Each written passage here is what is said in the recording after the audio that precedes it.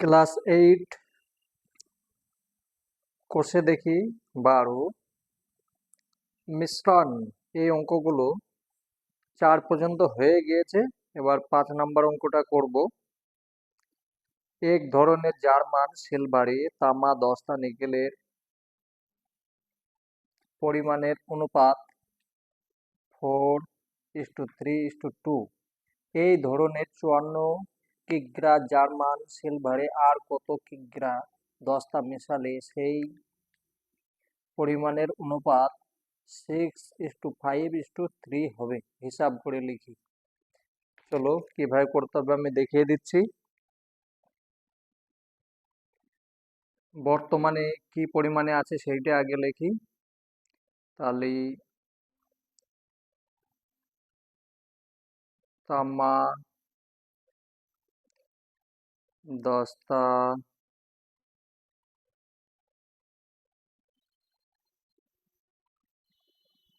Nickel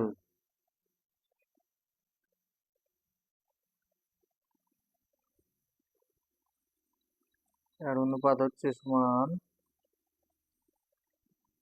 4।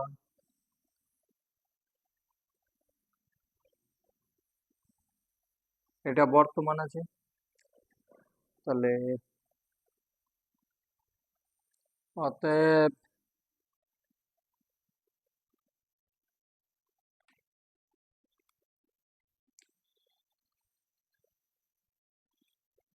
তামার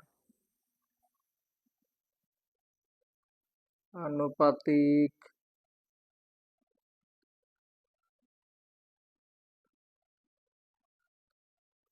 ভাগাংশ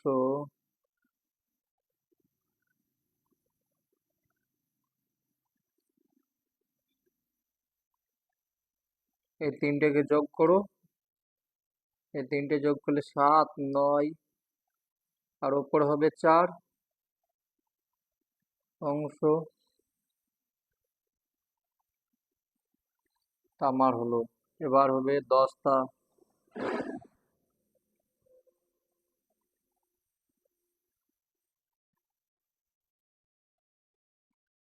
আনুপাতিক ভাগাংশ, নিচে 9 আর উপরে 3 অংশ নিকেল।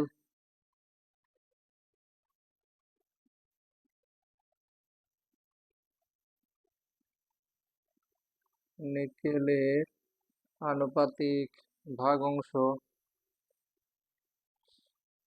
9/2 অংশ। এটা বর্তমান আছে, তাহলে 54 কেজিতে কত কার কত অংশ সেইটা দেখতে হবে। লেখো অতএব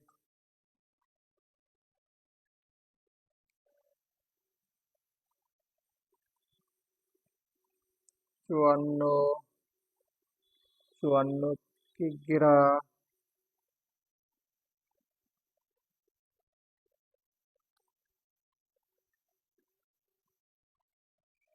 জার্মান সিলভারি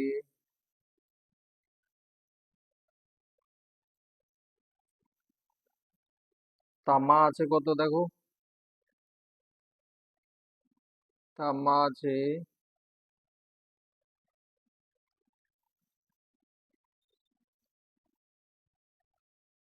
54 গুণ 4/9। তা এটা কাটলে হয়ে যাচ্ছে 6।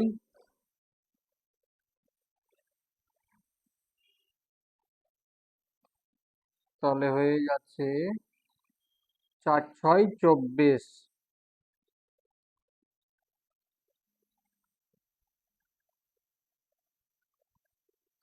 24 কিলোগ্রাম, ঠিক আছে। আর তামা আছে হলো।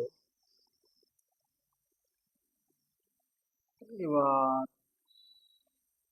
দস্তা আছে কত দেখো,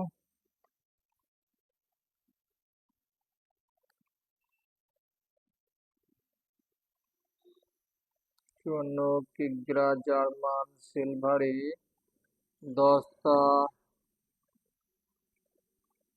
আছে ছয়, ছয় গুণ, ওই যে এইটা লিখলেও হবে বা সম্পূর্ণ লিখলেও হবে, বেশ আমি সম্পূর্ণই লিখে দিচ্ছি, ঠিক আছে,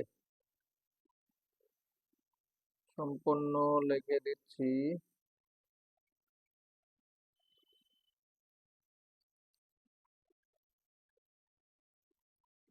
এখানে আছে 3 আর এখানে আছে 9, এটার সঙ্গে এটা কাটলাম, তাহলে 6 হলো কিগ্রা সমান 3 6 18 কিগ্রা, ঠিক আছে।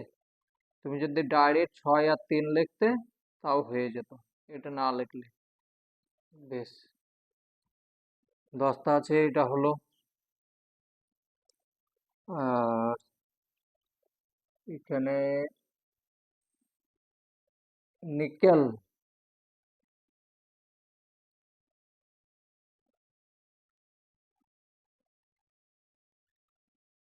Nickel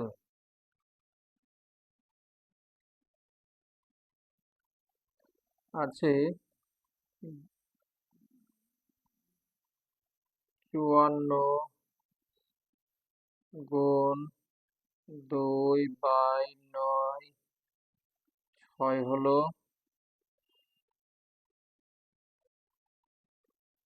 12 kilogram.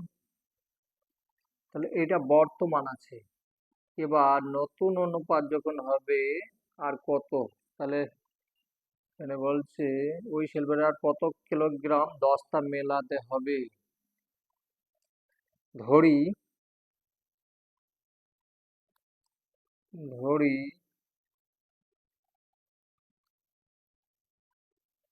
ওই জার্মান সিলভারে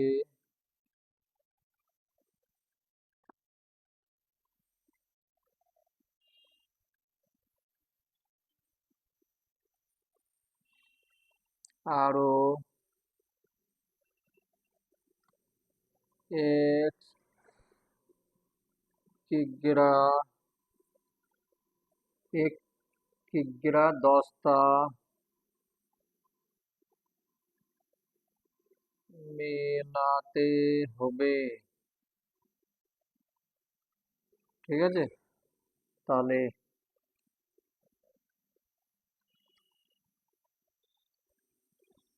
এটা দস্তা আছে 18, তার সঙ্গে আবার এক্স মিলিয়ে দিচ্ছে, অতএব বর্তমান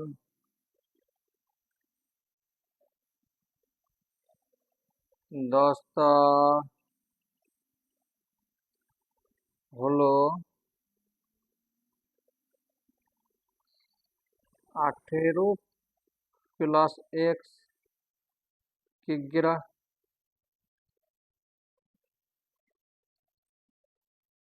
প্রশ্ন অনুসারে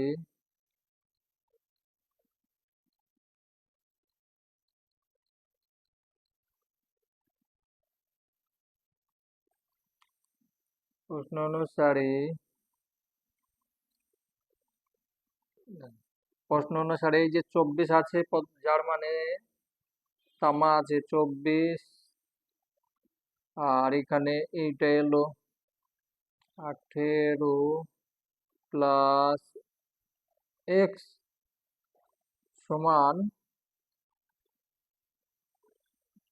তো কোন অনুপাত, যার মানে হচ্ছে তামা দস্তা, হ্যাঁ, 6:5। এখানে 3টে লেখা আছে, 3টে লেখার দরকার নেই, তুমি 2টো লিখলে তাও তোমার অঙ্ক হয়ে যাবে, ঠিক আছে। তাহলে এটা বের করো, বা 24 18 এক সমান 6:5, এটাকে এটা পাচ্ছি, সমাধান করো,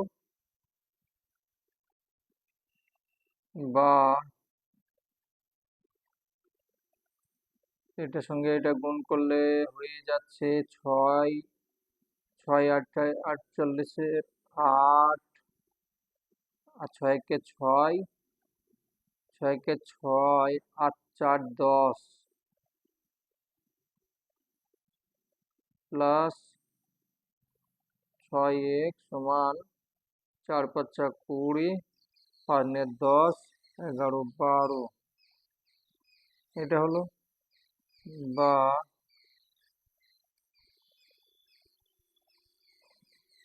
6x সমান, এখান থেকে এটা বিয়োগ করলে 12 হচ্ছে, বা x সমান কত হচ্ছে, এটার সঙ্গে এটা ভাগ করলে হচ্ছে 2।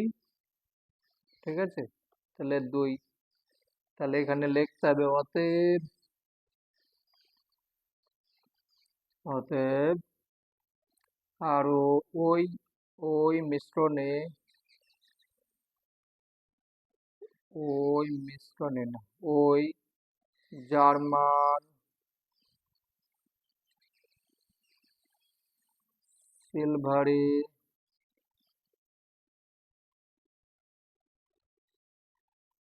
জার্মান সিলভারে আরো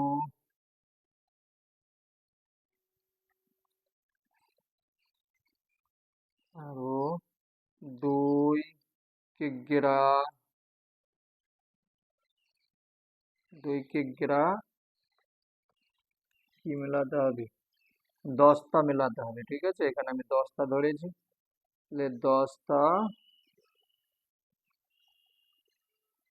মেলাতে হবে।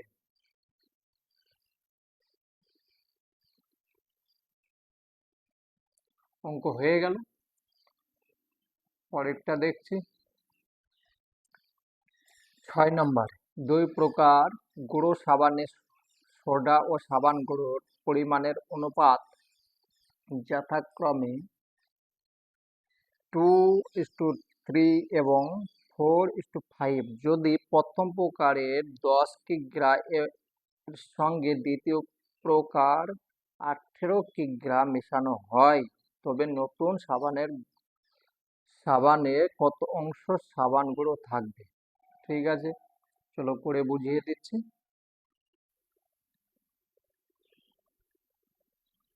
প্রথম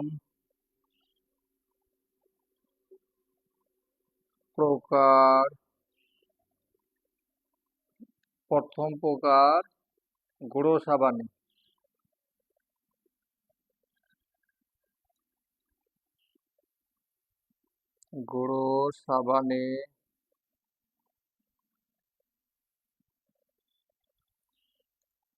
সোডা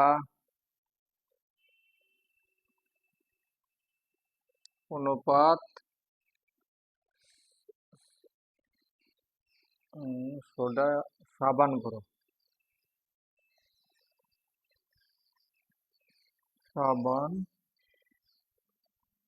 সাবান গুঁড়ো প্রথমে কত আছে দেখি, তাহলে প্রথমে সোডা আছে 2 আর 3। অতএব সোডার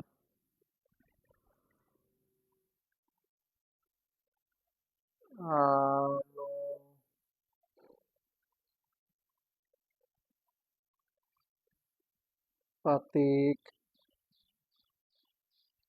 ভাগ অংশ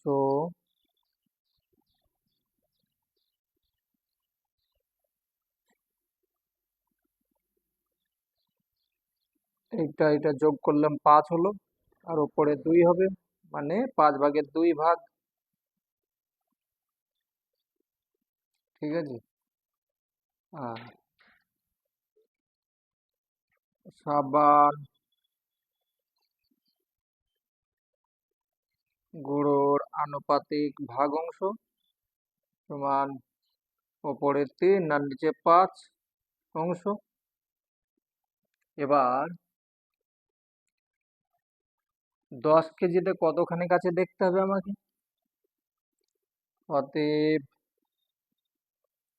10 কিগ্রা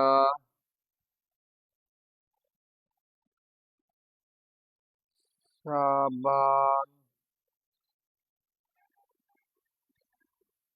গুঁড়োই সাবান গুঁড়ো মধ্যে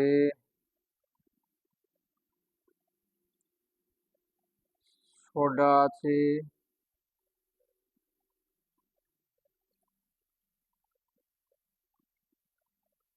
সোডা আছে কত? এখানে আছে 10 লিখবে, তারপরে ওপরে 2 আর নিচে 5 কাটো, 2 হলো। তাহলে এখানে হয়ে যাচ্ছে কত কিগ্রা?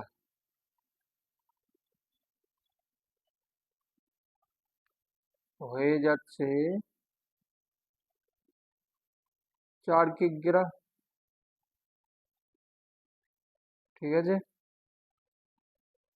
ওইভাবে দ্বিতীয়টা 10 কিগ্রা সাবান গুঁড়োর মধ্যে মধ্যে গুঁড়ো সাবান আছে, সাবান গুঁড়ো সাবান গুঁড়ো আছে, ওইভাবে লেখো 10 × 3/5 কাটো, 2 হলো, সমান 6 কিগ্রা। আর এবার দ্বিতীয় প্রকার, এটা প্রথম প্রকার বেরিয়ে গেল। ঠিক আছে, উম,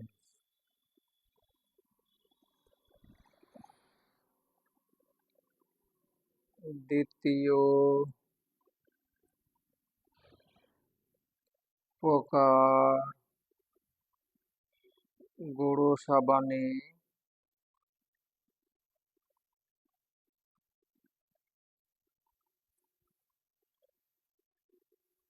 সাবানে সোডা অনুপাত সাবান গুঁড়ো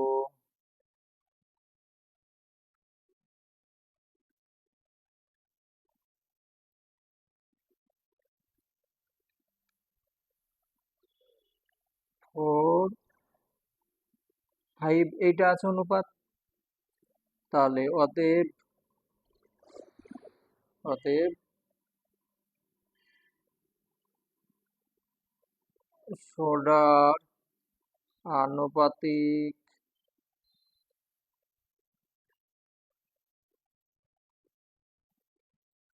ভাগাংশ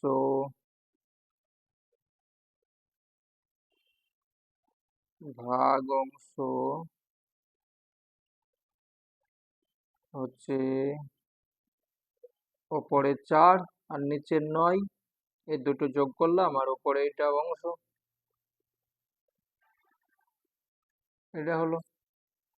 অতএব সাবান গুঁড়ো আছে,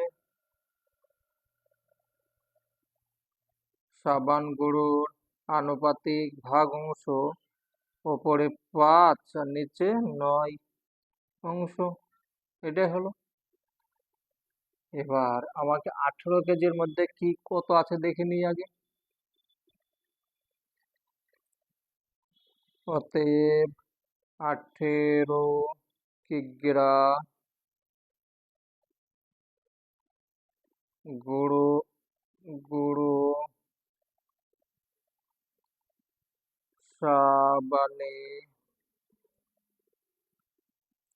গুঁড়ো সাবানে সাবানে মধ্যে সোডা আছে,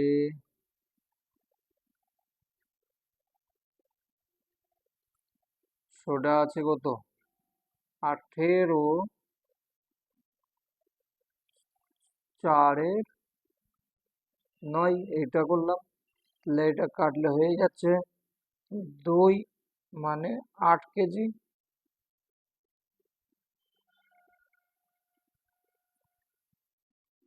18 কিগ্রা গুঁড়ো সাবানের মধ্যে সাবান গুঁড়ো আছে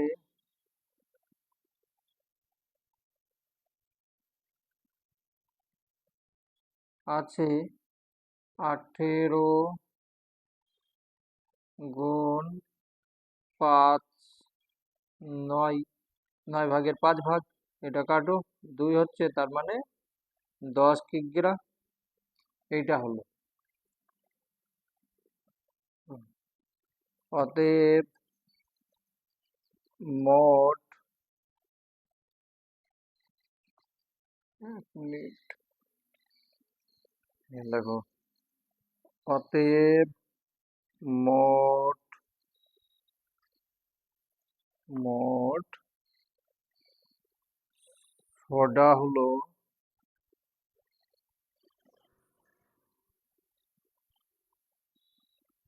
মোট সব সোডা হলো কত আছে দেখি। হলো, প্রথমে ছিল 4 কেজি,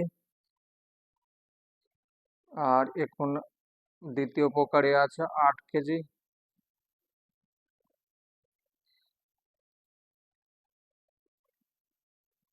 সমান হয়ে গেল 12 কিগ্রা।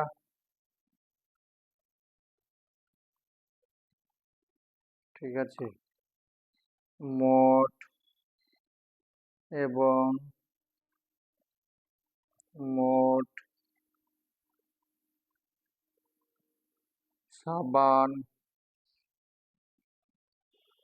গুঁড়ো হবে, আগে ছিল 6 কেজি নাকি, 1 মিনিট, আগে ছিল 6 কেজি, এখন হলো 10 কেজি। তাহলে হয়ে গেল 16 কেজি। আগে সব মিলিয়ে এইটা হলো সোডার পরিমাণ, আর এটা হলো সাবান গুঁড়োর পরিমাণ। অতএব নতুন অনুপাত হবে, দেখো, অতএব নতুন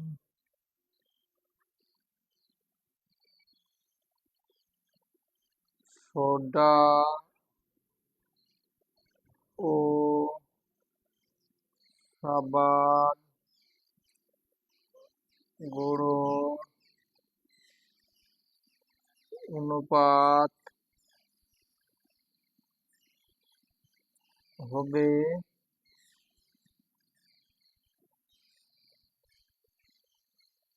হবে এখানে সাবানের জায়গায় সোডার জায়গায় সোডা বসাও,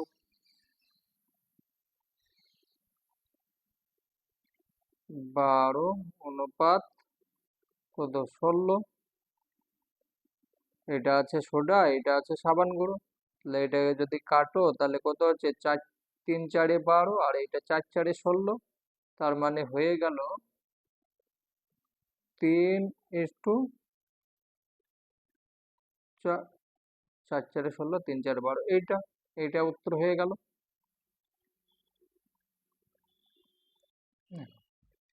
একবার অঙ্ক করে দিলে বা একবার তোমরা নিজে চেষ্টা করলে কখনোই অঙ্ক হবে না। কমপক্ষে 3বার করবেই, তারপরে আবার 1 মাস বাদে আবার সেটাকে দেখবে।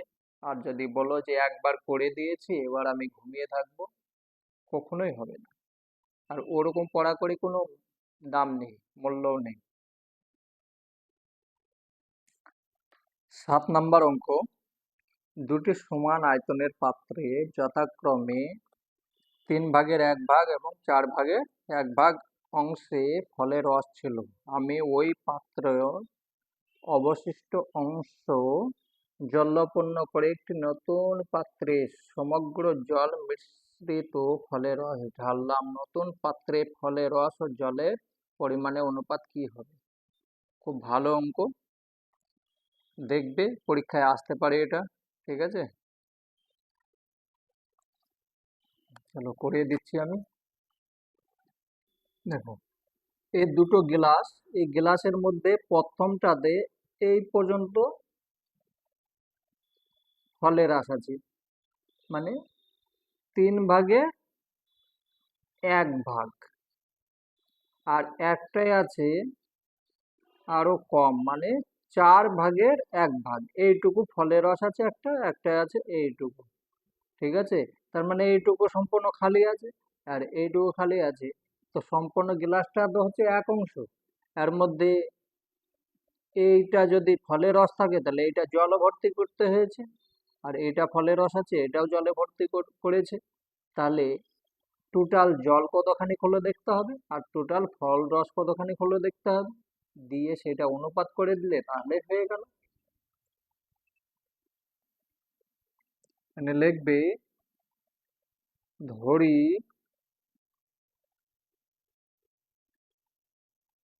ধরি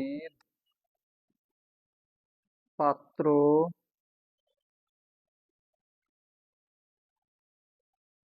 দুটি পাত্র দুটি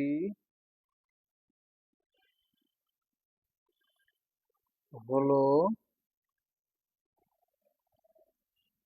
1 অংশ করে, মানে প্রত্যেকটা 1 অংশ।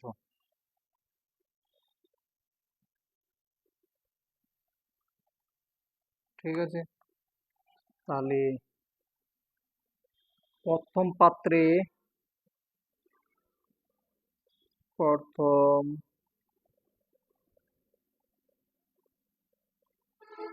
পাত্রে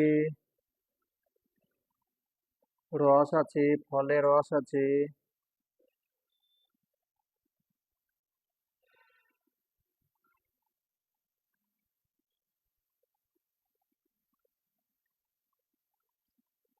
ফলের রস আছে 1/3 অংশ, 3/1 অংশ। ঠিক আছে, অতএব জল ভর্তি করতে হবে। অতএব জল পূর্ণ জল পূর্ণ আছে, হ্যাঁ, জল পূর্ণ করতে হবে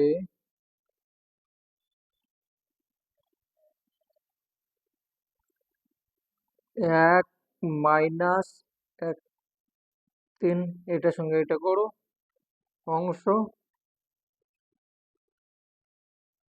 এটা থেকে এটা বিয়োগ করব তবেই তো জল কতখানি কাছে দেখতে পাবো। তাহলে এটা যদি বিয়োগ করো তাহলে হয়ে যাচ্ছে কত, ডিটেল ভাবে করবে, আমি ডাইরেক্ট করে দিলাম এত অংশ। আবার দ্বিতীয় পাত্রে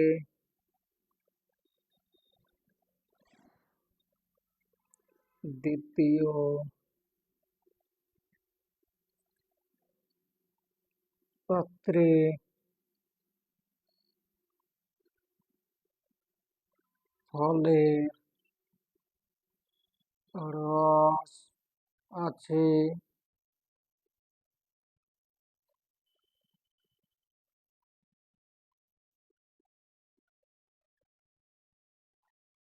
অংশ, এ অংশ আছে। অতএব জলপূর্ণ বা জল ভর্তি করতে হবে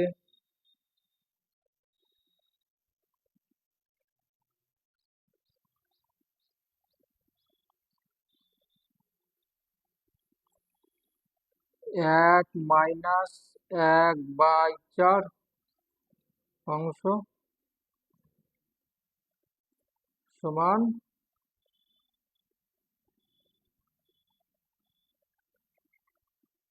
অংশ। এবার নতুন পাত্রে সমগ্র জল তাহলে এইটা মোট জল হলো কত দেখতে হবে, মোট ফল হলো ফলের রস কতখানি হলে দেখতে হবে। অতএব মোট ফলের রস হলো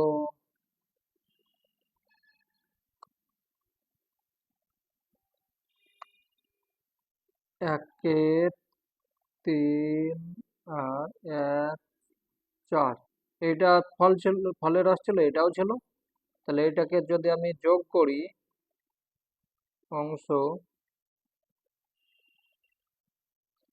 যোগ করো, লসাগু হচ্ছে 12। তাহলে 12, আর এখানে হচ্ছে 4, এখানে হচ্ছে 3।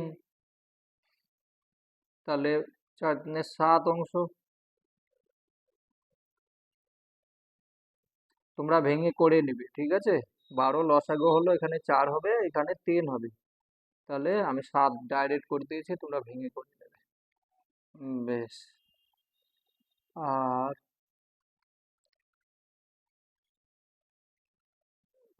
মোট জল হবে,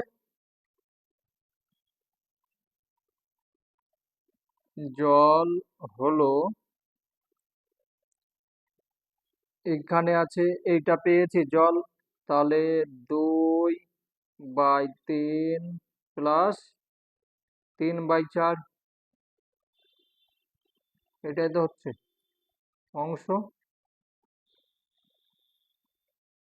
এটা যোগ করলে 12 লসাগু, 12, আর এখানে তাহলে হয়ে যাচ্ছে, এখানে হচ্ছে 4, 4 দুগুণে 8, আর এখানে হচ্ছে 3, 3 3 9। তাহলে এখানে 8 আমি করেই দিচ্ছি, ঠিক আছে। এখানে হচ্ছে 4, 4 দুগুণে 8 প্লাস 3, 3 3 9 সমান হয়ে গেল 8 আর 9 17, 12 অংশ, ঠিক আছে। এটা হলো, তাহলে বর্তমান জল হলো, এই ফলের রস হলো এইটা, আর জল হলো এইটা। তাহলে নতুন অনুপাত কি হবে? অতএব নতুন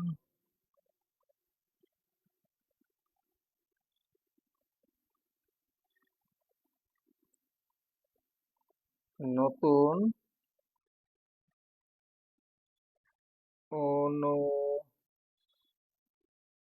অনুপাত হবে,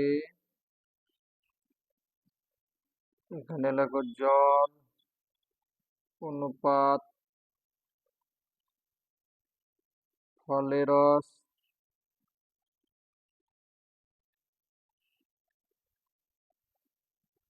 উল্টো হয়ে গেল, এটা প্রথমে লিখতে হয়, এটা অসুবিধা নেই, ঠিক আছে। যে আর যেখানে লিখেছো সে সেখানে লেখো এবার। তাহলে এখানে আমি জল লিখেছি কত? জল লিখেছি 17,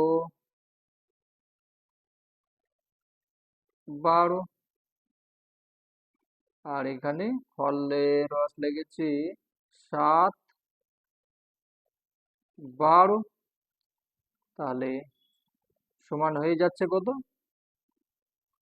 এইখানে করো, তাহলে 7 আর এই 17, আর এখানে 7, ঠিক আছে।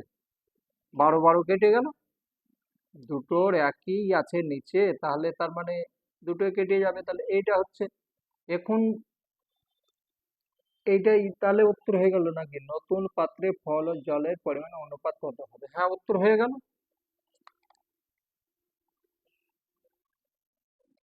এই যে 6 নাম্বার অঙ্কটা একটু ছেড়ে এসেছি, দেখবে এই শুধু অনুপাত চাইনি, এখানে কত অংশ সাবান পুরো কত অংশ থাকবে, তাহলে এই দুটো যোগ করে, মানে তখন লিখবে যে অতএব সাবান গুঁড়ো থাকবে, অতএব সাবান গুঁড়ো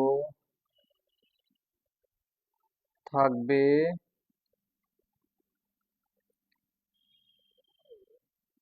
সাবান গুঁড়ো থাকবে, এটা হয়ে গেল 7, আর এটা হয়ে গেল 4 অংশ। 6 নম্বর অঙ্ক শুধু এই লাইনটা লিখে নেবে, তার কারণ এইটা আমি করিনি, ছেড়ে চলে এসেছিলাম, দেখিনি প্রশ্নর মধ্যে, ঠিক আছে। চলো, পরের অঙ্কগুলো পরে ভিডিও করছি।